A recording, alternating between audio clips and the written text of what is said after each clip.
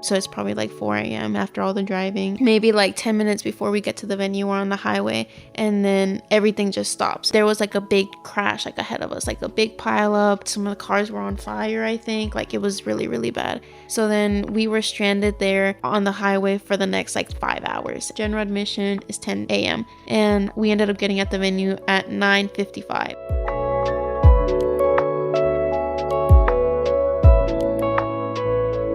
What up, y'all? You're listening to episode 10 of Canned Heat. On this show, we highlight people who are paving a new path in the world of vintage clothing. I'm Michael Slater, a content creator and vintage reseller based in the Dallas-Fort Worth Metroplex. And on this episode, I had the privilege of sitting down with the power couple behind Resilient as they were in town to vend at a local event. In fact, Sophia and Gerardo spend a lot of their time traveling for events, and that was one of the reasons I really wanted to pick their brain, to hear what it's like for a young couple to take their vintage shop on the road all over the country. We also talk about their pivot from sneakers to vintage in 2020, an inexpensive product that they introduced to their inventory that's really started to set them apart, and how they create video content that really cuts through the noise and speaks directly to their customers. It's a really great conversation.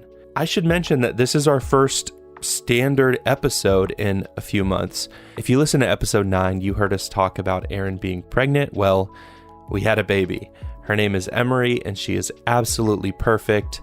As you can imagine, though, we have been quite busy over here adjusting to our new life as a family of 4. So thank you for all of your patience. I've started to book guests again, and I'm super excited about the future of this show. So please stay tuned. On that note, don't forget to subscribe to Canned Heat wherever you listen. And if you could kind of take an extra step and leave us a review, it would really help us out. Okay, shameless plug over. Here's my conversation with Resilient.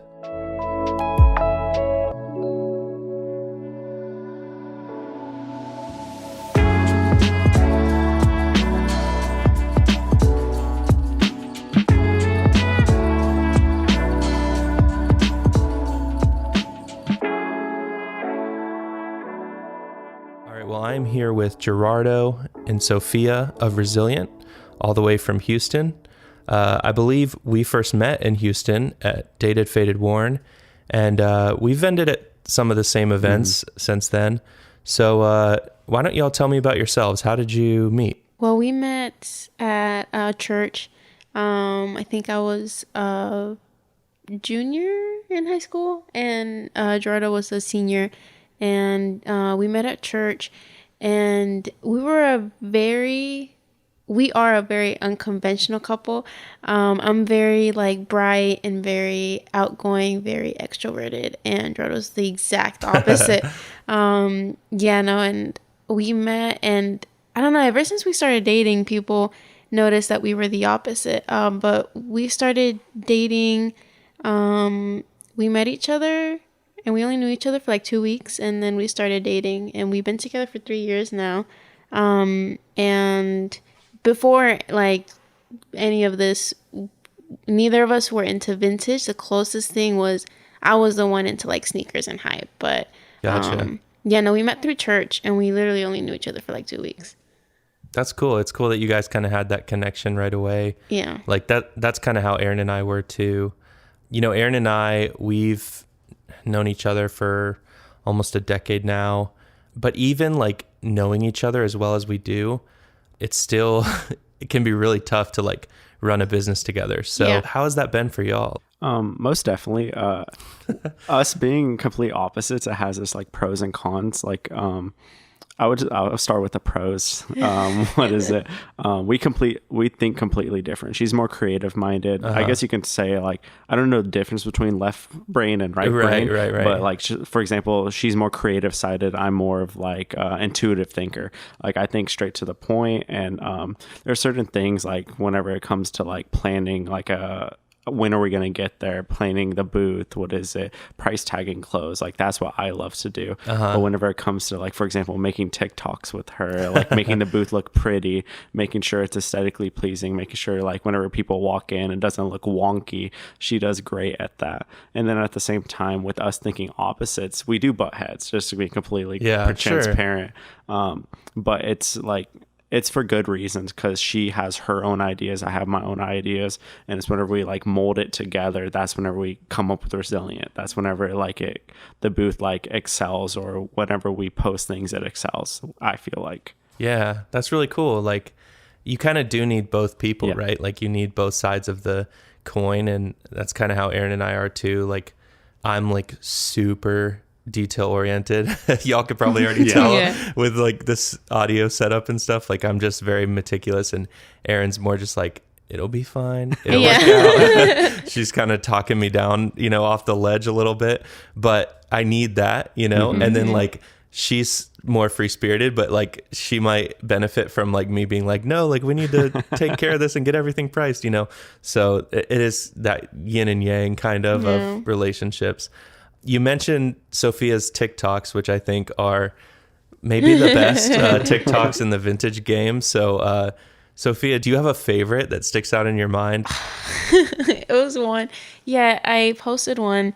And it's like, the sound is like, dur, dur, dur, dur, dur, dur, and it's this person like singing, and then it's me dancing, and the caption is me vibing with the crackhead, so I can buy a shirt off of him. One thing I try to reach with the TikToks is like I try to look at different content that circles around vintage, and I noticed that there's like a gap between vendor and consumer. Like all the vintage TikToks I've seen are just like, oh, me, blah, blah, blah, single stitch, blah, blah, blah, AOP. But a lot of the general public doesn't really know what that is. Of course, so I try to I'm trying to bring that bridge together more so, just because like I don't want it to be where I just make a bunch of content that only people who are really into vintage understand, but more so where everyone can understand. And then also just using it as a platform to like help people understand what like little things in vintage mean, that they don't even have to like, you know, submerge themselves into the whole vintage world, but that they can just like get a little joke or two.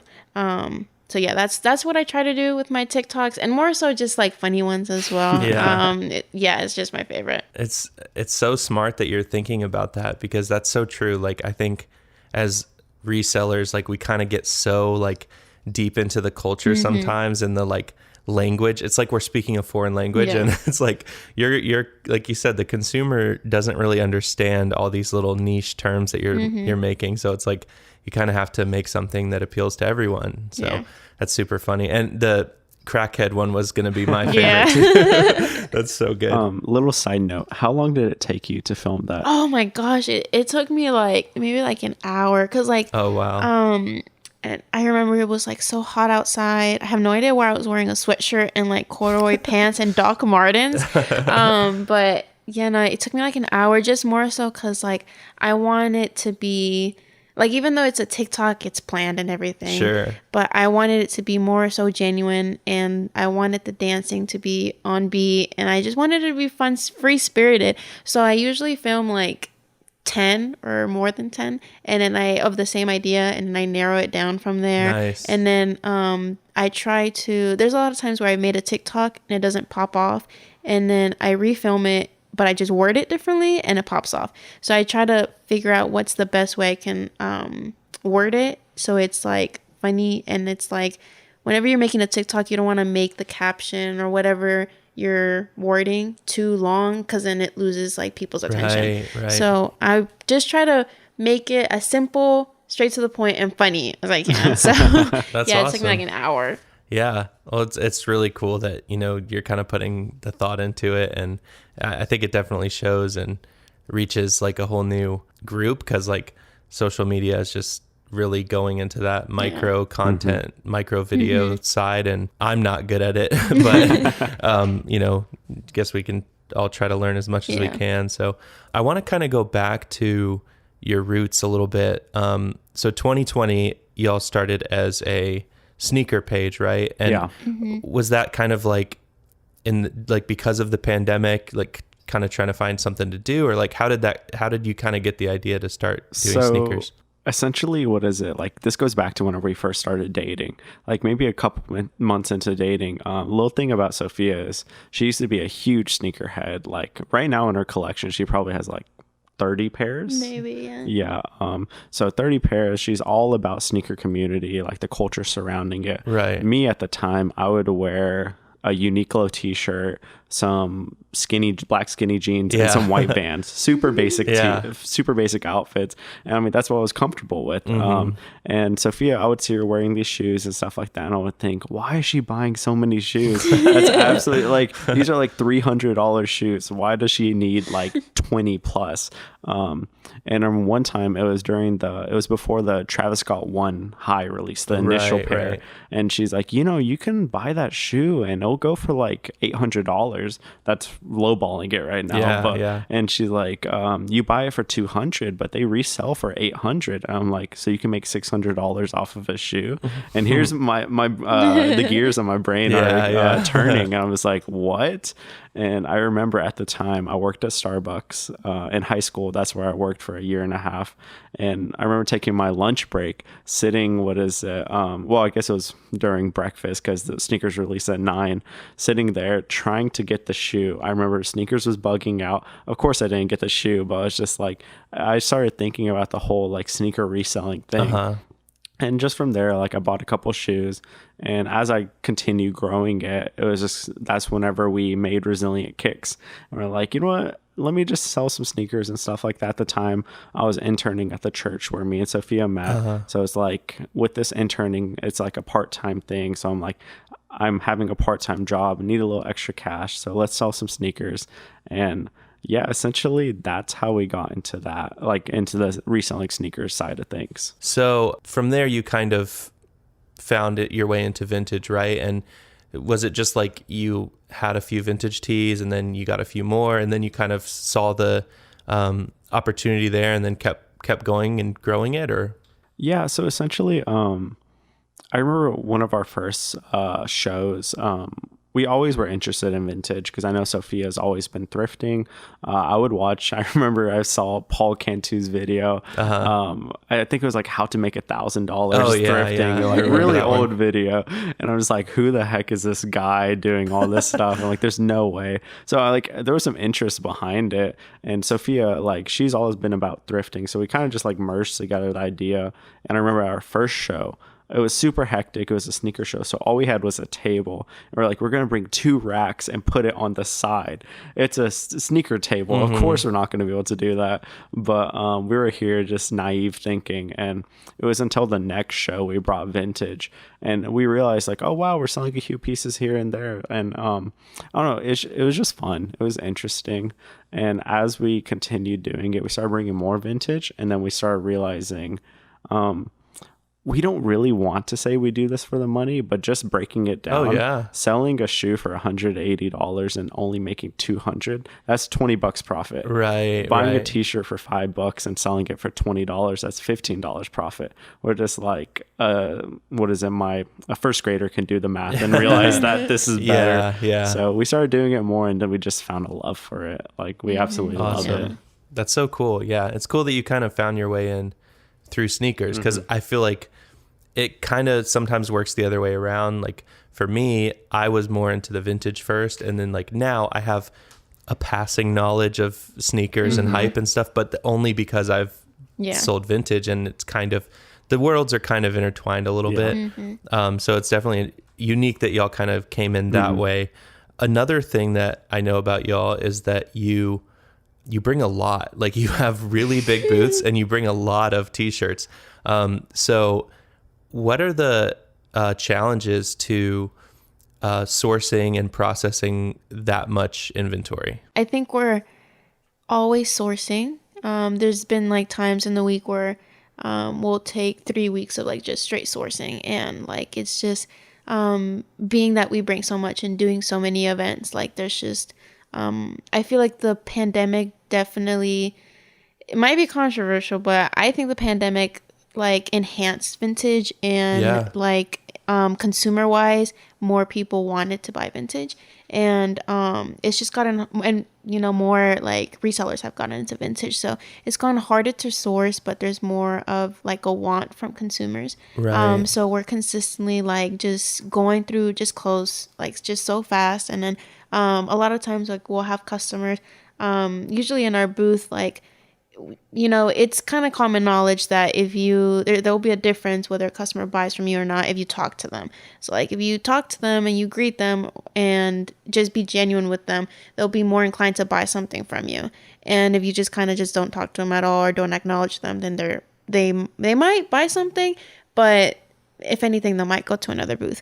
So I don't know. We just try to be more genuine with our customers and have a conversation with them. And a lot of them are looking for something that's vintage, but they don't know what they're looking for. So like we help them out. We give them different options and stuff like that. So we just try to source like anytime that we can, and then just looking online as well. And then like we've gone even to like Mexico to go source because I have family in El Paso, and we went down to like this market, and it was like probably 1,000,000 degrees outside. It was so hot, and then it was like pretty much as dirty as a rag house, and like everything piled up on each other.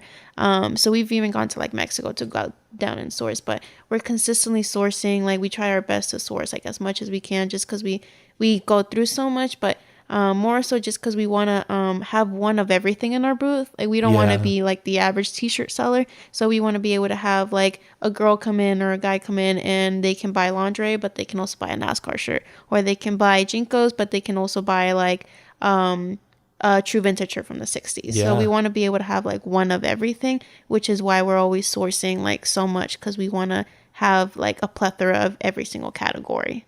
Yeah, that's so cool. I think you hit on like two really good tips for like people that are trying to do this. It's like the first thing you said, like just talk to people. You know, you guys mentioned the difference between like introvert, extrovert. I've said it before. I'm more introverted. My wife's more extroverted. If my wife is with me, like, and we're both running the booth, like, I notice like the sales they go up, because she's just like, she works in retail part-time as well, so she's just, that's just in her bones of like, I'm gonna get everybody and just have a conversation with them, and it doesn't have to be pushy, just, you know, connect with them a little bit, and usually that bodes really well for your sales compared to just sitting there. And I can't tell you how many booths I've been in where it's like, there's cool stuff here, but like Buddy's just looking at his phone behind the table, and I don't know that he's even going to acknowledge that I'm here, you know? So it does make a difference.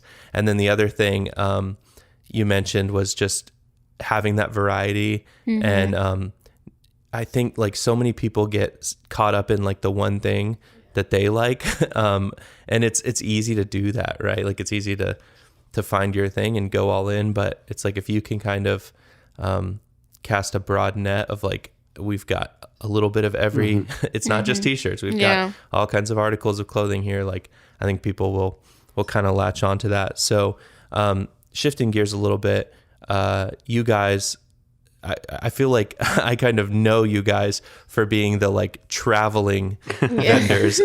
You guys travel a lot. I feel like you're basically, just on tour with ThriftCon at this point. So talk to me about that. What are the, what's the good, bad, and the ugly of traveling for events? Let's see. The good, bad, and the ugly. The good is we love traveling, like going to different cities. So far for ThriftCon, we've been to LA, we've been to Denver, Atlanta. At the end of this month, in August, we're going to be in Philadelphia. So that's going to be pretty cool. We absolutely love traveling.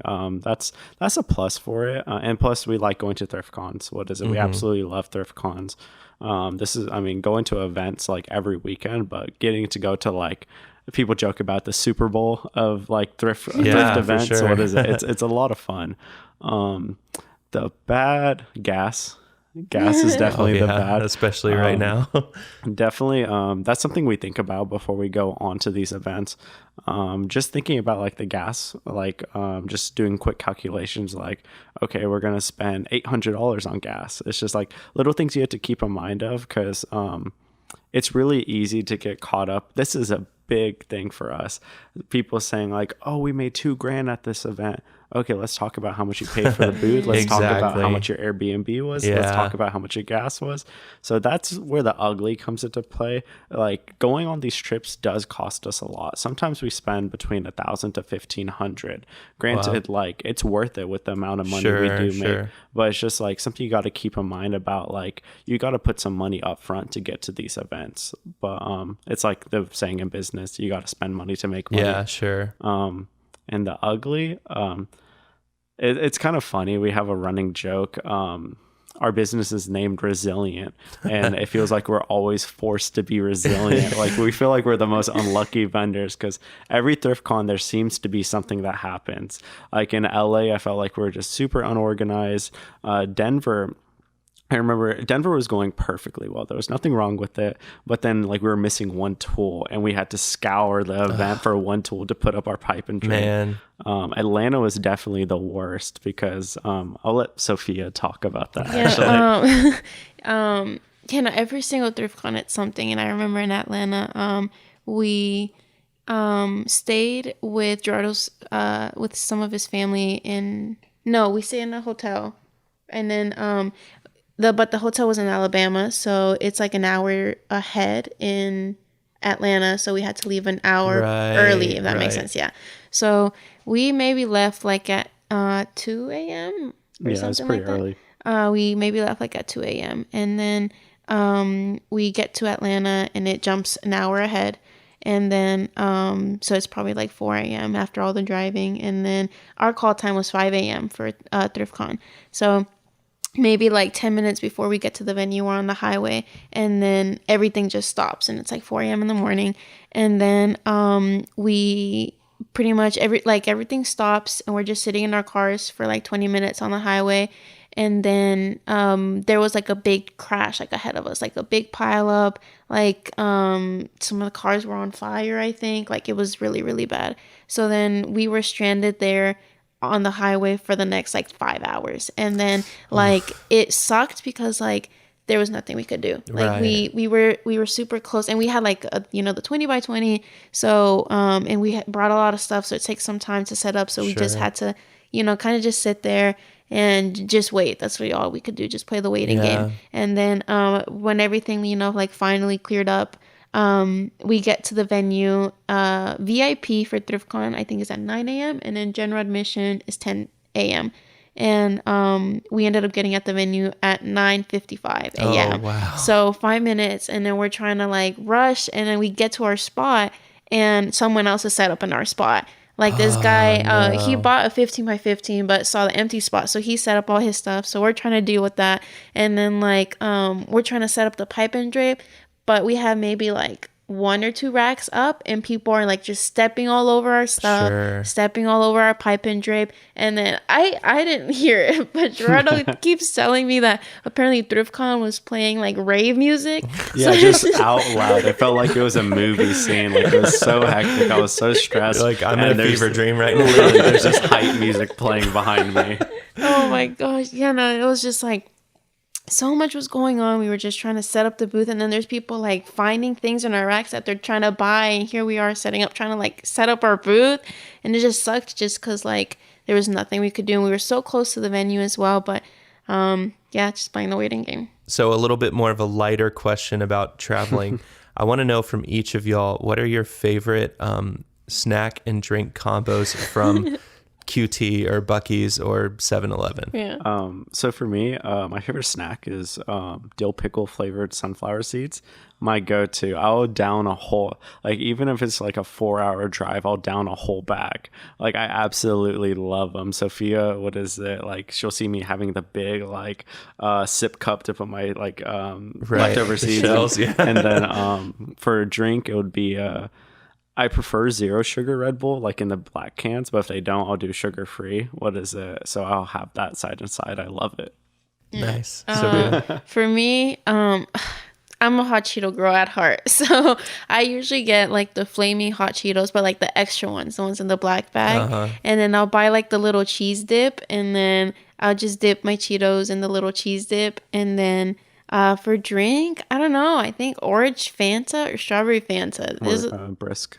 Or a brisk, yeah. Oh, brisk is amazing, yeah. But hot Cheeto girl at heart for sure. So extra flaming hot Cheetos with the cheese dip and the brisk. nice. Solid choices all the way around. Another thing I know about you guys is you guys do these awesome dyed socks. So I was just curious about your process and kind of where that idea came from. I think it came from us seeing it on Instagram. Or TikTok, Yeah, something like that. because I saw like even before we started dating, I had seen like dyed socks for the longest time, and I was like, oh, like I would love to do that, like whether it's taking Adidas socks or Nike socks and just dyeing them. And then I guess whenever we saw it on Instagram or something, and he was like, this would be really easy to do. We could just buy, the dye and just do it ourselves. I think that's where we thought of it. And then I remember just going in my kitchen just with the big bin and getting Rit dye and just doing it. Every time I do it, my hands look like they're have like the Black Plague or something like that. Super funny. messy. But yeah, no. Starting off at these sneaker events, because we thought it would go hand in hand with sneakers. Right, It's just like yin and yang. So we started doing it and we started getting recognized for it.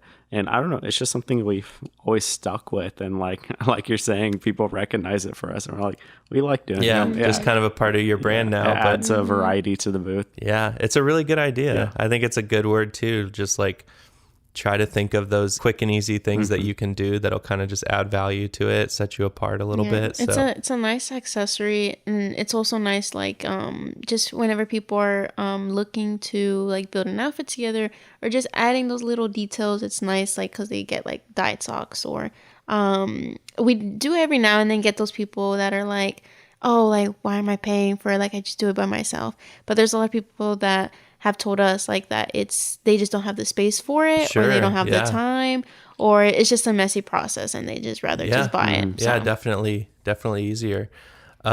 So we're kind of moving into the more like the questions that are a little bit more about the ins and outs of reselling. So this one's for each of you guys. What is your favorite type of item to find in the wild? For me, I don't know. We, like Sophia said earlier, we pick everything pretty much, but I like looking through sweatshirts. That's just something with me, because I feel like it's always cool to see like vintage sweatshirts and stuff like that, because t-shirts are cool and everything, but I feel like t-shirts can get very mundane and boring, and I feel like sweatshirts are just a little elevated. But I mean, other than that, I mean, I don't know. It's hard to say because we just pick through everything. Yeah.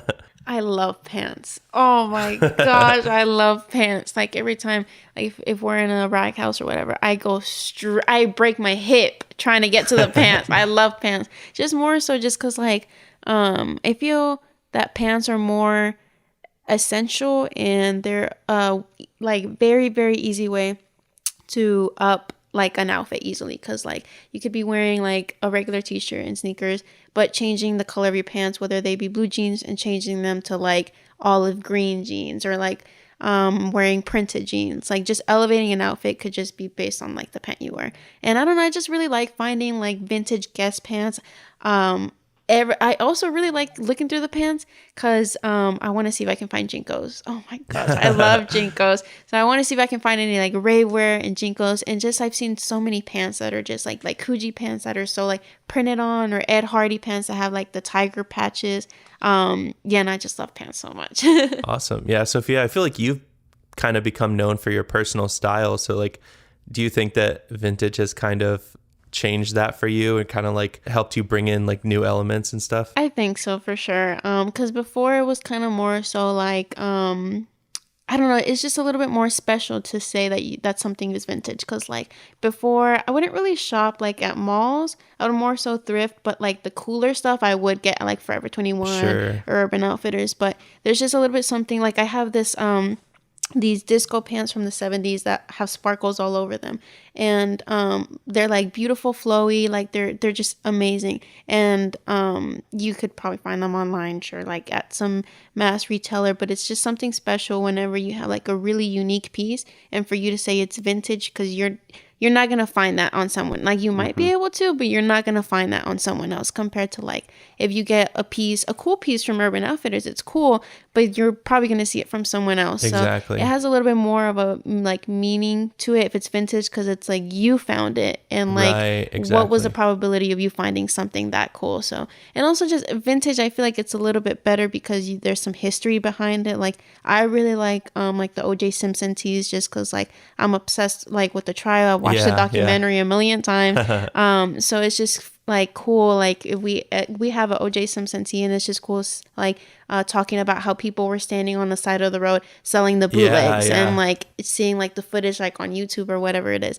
So yeah, I just think it's just cooler. Yeah. Yeah, definitely. So what's kind of in the future for Resilient? What are your goals moving forward? So one thing we always joke about, especially now with doing pop-ups in the summer in this 100-degree weather, we're like, we got to open a store. We can't be doing this any longer. We gotta open a store. But that's, as cliche as it sounds, I feel like every vintage reseller wants to open up a store. But it's something that we're just really passionate about, because just doing pop-ups every weekend and just being able to interact with customers, like, we genuinely love what we do. Probably like a year and a half ago, we would never imagine us doing this, but now Right. that we're doing this now, we're just like, this is what we like to do. And essentially just it's one thing we talked about, because just going to these other cities, we get to see the vintage culture in these other cities. Like going to Rose Bowl in Los Angeles and just seeing all the different boots and how beautiful the curation is over Yeah. there. Going to Denver and there's this one main street that has like 6 different vintage stores, and like half of them are true vintage stores, and just the aesthetic of them, like, it's just so beautiful. And it's just kind of like, not to bash Houston or anything, but Houston's very like, has that hype culture. What is it? Right. All the vintage sellers there sells t-shirts. You can no shade to any stores there, but they sell t-shirts and pants. That's what they sell. Yeah. And we would love to just bring it, like, kind of going back to our booth, how we have a variety of girl clothes, true vintage, just create like an experience in our store where it's like you can go in and find your own style, or maybe you can experiment with another style, see like some inspiration from other people, and just to create this like new culture. What is it? Just create a new experience. And that's what we look for in opening a store, and just essentially just continue doing this, and just continue like just giving it our all, and hopefully just creating like this atmosphere that makes people feel quote unquote resilient. It's awesome. Bringing it back home. That's cool. Yeah, no, I definitely agree, because more so, I'm, obsessed with fashion and everything, and I have a lot of hype pieces, but I try my best not to wear them like very generically, like very trendy, pretty much. So I personally don't really like Houston fashion, because it's very mundane, very repetitive. It's your average fitted hat with a NASCAR shirt, basketball shorts, and some dunks. And there's nothing wrong with that. I just think more so you can just elevate the outfit better, make it better, and make it more original, so it's not so repetitive. And I don't know, I've been to New York like a couple months ago, and I just over there, seeing the fashion over there was amazing. Seeing the fashion in LA was amazing. And even like we've done a couple of markets in Austin, and the fashion over there is as well like pretty original. So we want to be able to, besides like a couple of shops on Montrose Street in Houston, there's not really a vintage store that sells like one of everything. And more so, we've been to McAllen a couple times, and we've been to Baby Arcade over there, and she's this female seller who she specializes in pretty much Y2K and 2000s wear, but she also has like t-shirts, like your generic, or like Harleys and stuff like that. But she has like, the way that her store is, the way that she's decorated it, everything that she has in her store is so like perfectly curated. Like it doesn't feel like your generic store. Like if you were to put her t-shirts that she has there into another generic like t-shirt reseller, it would look bland. But the way that she has it displayed and everything, and just her curation is so nice. It just elevates everything. So we more so want to have like a store where we can just have one of everything, and where someone can come and have unique pieces compared to just another Harley or another NASCAR shirt. It's really awesome that y'all are kind of thinking of the next level, because like you said, a lot of people are doing it and they're just kind of putting the shirts on hangers and putting the hangers on racks and calling it a day. But like what you guys are talking about, it's kind of that next, like you said, elevated. I think y'all both use that word. It's like, it's that next level of, we're kind of creating an experience, not just, selling t-shirts. What's one thing that most people don't know about you? Not to answer for both of us, but we're both pretty young. Like, we met in high school. We've been dating for 3 years. She's 19, about to turn 20 this month. I'm 21. So like, a lot of people, especially whenever we first started, they're like, you're so young doing this and stuff like that. Like, you're 21 and you're driving to Los Angeles by yourself and stuff.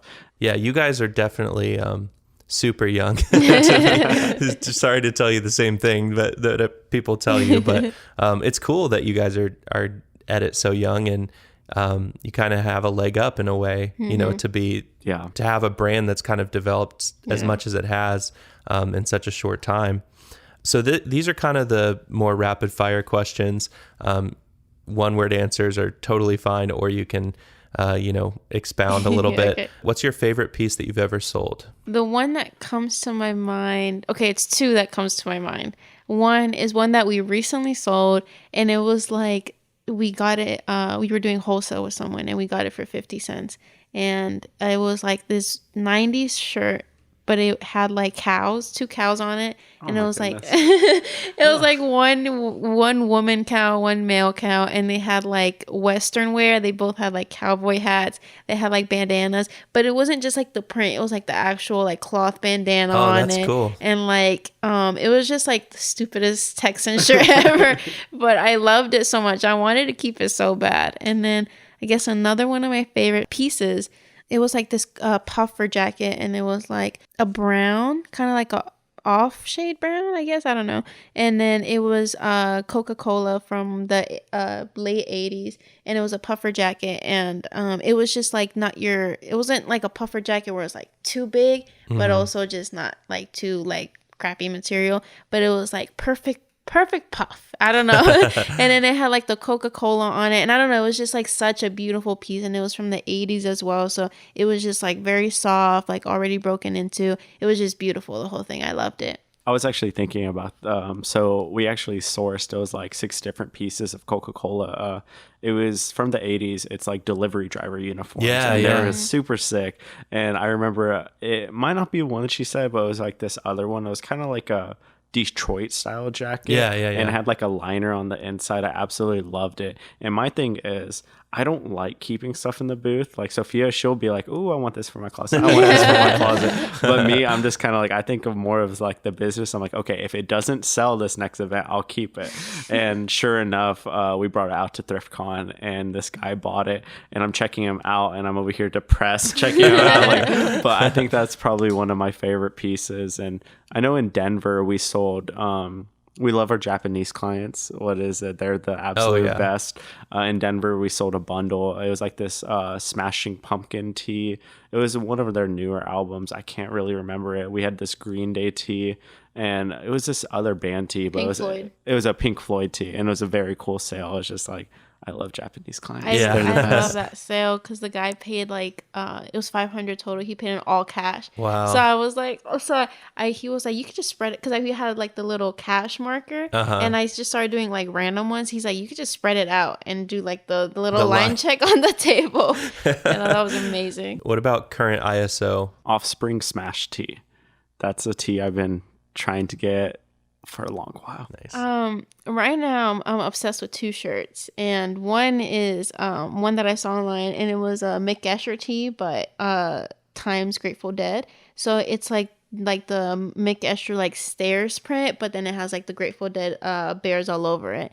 And then another one is this super random NASCAR tee. I don't even know if it's Jimmy Johnson or what's that one racer chick? It's a green NASCAR tee. That's all I know, it's a white tee, and it has green NASCAR all over it, like the car, and green print, and it's an AOP. And I bought it a long time ago for like $50, and I have no idea why, but I sold it. I have no idea why to this day, and I sold it. And ever since then, I've been trying to look for that shirt, and I found it one day. This girl had just bought it, and I told her, like, I'll buy that shirt off of you, like, right now, please. I've been looking for that shirt forever. She's like, no, like, she's like, I really like this shirt, so I'm gonna keep it. Really long rapid fire questions. No, it's all good. I like it because you can kind of take it as long as you want. In-person thrifting or online sniping? I like in-person because I like trying on the clothes. I am, what is it called? Vertically challenged. So I had to try on the clothes before I buy it. Yeah. Online sniping. Oh my gosh. I love just like at home, just looking through Facebook Marketplace, like Depop, more so just because like I got a bunch of like Y2K Harley Davidson sandals. They're all like platform sandals with like flames all over them. I got like 4 pairs all on Facebook Marketplace from like a bunch of these 30-year-old white ladies who were probably wearing Harleys like in their teenage. Yeah, I love those shoes, but I love sniping. Online sniping is my thing. What are y'all's biggest pet peeves? And this can be related to vintage or just in general. I think they kind of tie in together, but I hate it whenever we get on our Depop, like let's say we have a shirt for $50. They'll message us. They'll be like, 30 payment ready. Like, you're supposed to be payment ready anyway. That, and then also just it's kind of the same attitude in Houston events. Like, we get a lot of people like that where they'll be like, is this the lowest you can do? And then we'll tell them like, yeah, we'll probably stick to our price. Like, let's say it's $30, and then they'll be like, I have 20 cash on me right now. Like, you're gonna have to pay anyway. Yeah, it's my biggest pet peeve for That's sure. funny. For me, it would probably be that as well. Houston's very cheap. It's just a culture of Houston. So like, even if we're selling a tee for $20, they're like, oh, could you do $10 for it? And it's just kind of like, I mean, if you grab something else, I'm more than happy to like bundle with it, you. yeah. But it's just that attitude, and it's a little funny. What is it? We do markets a lot, and we actually double market sometimes. So Sophia will go to a market, I'll go to a market, like divide and conquer. Right. And it feels like every time we do that, I always get rude customers, like customers like bad mouthing me, saying my prices are too high and stuff like that. And for some reason, it never happens to Sophie. I've never gotten a rude and I'm so upset because I will tell a customer off. I will definitely put them in their place and tell them off because I have the time. I will, like, I tell them whatever they need to be told, but I've never gotten a rude customer, and I think it's so unfair. And also because he always gets the rude, like, I promise you, every single time we double market, he's gotten, like, so many rude customers, and I just think it's really unfair that I don't get any. I think it's fair because she'll just blow up. She'll completely blow up. But me, I can take it. What is it? Like, by all means, I'm annoyed, but it's kind of like, okay, you do you, boo. I'm gonna do me. Why don't y'all plug whatever you want to plug here? Instagram, you mentioned Depop. Yeah. How can people find you guys online? Yeah, we're going to be Resilient HTX on Instagram, and then it's pretty much the same on all our platforms along with TikTok. Depop is going to be Shop Resilient, but we also have our website, resilienthtx.com, and yeah, TikTok is Resilient HTX. Pretty much all our platforms are going to be Resilient HTX, and Depop is Shop Resilient. Yep. Awesome. You guys have any final thoughts or words of wisdom? I would have never imagined being 19 and like doing all this, just selling stinky, smelly old clothes. I guess this is just more so just to other like vendors or resellers. Don't limit yourself as well. Like if you want to go do like an event that's in a different city, maybe not even like in a different state, but in a different city, or you've never, like, you want to go do something that you've never done before and you're scared, like, just go for it. And like, don't limit yourself, because you're not going to know like what happened or how it's going to turn out if you didn't try it. And more so, like, I want to see like more female sellers as well, just like going out of their way to do like these bigger events, which can be really intimidating, like just for like a lot of just toxic culture. And like there's a lot of female sellers that I know that get imposter syndrome. And just go for it more as well, because like I would love to see more female vintage sellers. Go for it. Don't limit yourself. Try new things. Let yourself mess up as well. Not everything is gonna be like perfect. Like there's been a lot of vendors who I've talked to, it's their first event and they're super nervous, and I tell them like, and they're all stressed out because they didn't plan out their booth setup and it's just their first event and it's taking super long and blah blah blah. But let yourself mess up, because that's the only way you're gonna learn, and everything you do like is not gonna be perfect, and there's no other way for you to learn what's the best way for you to do things if you don't mess up. That was really good. What is it? For me, I would say just going through this vintage thing. Obviously, we're fairly new to this. We've probably been selling vintage consistently for like maybe a year and a half now, going on that. And I felt like getting into this, there was not an intimidation, but there was like this stigma where it's like old heads, new heads. And I don't know, my recommendation is like, don't be intimidated by other sellers. Like there's a saying like, they put on their pants one leg at a time as well. Granted, they're at this point because they put the effort in, they put the time in.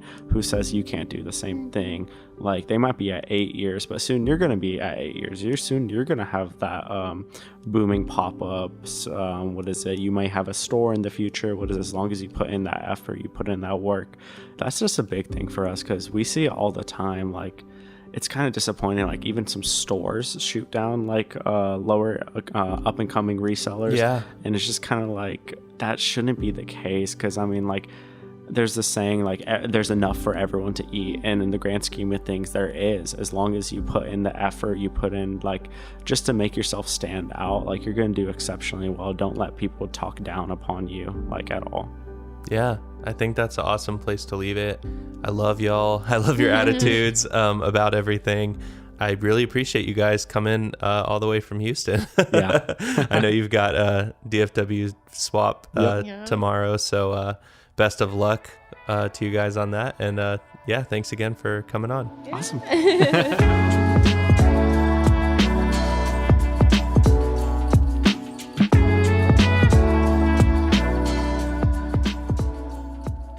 I got so much out of listening to Resilient, and I hope you did too.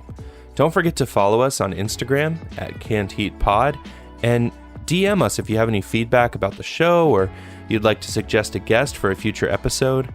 It can be anyone who you think is creating something special related to vintage.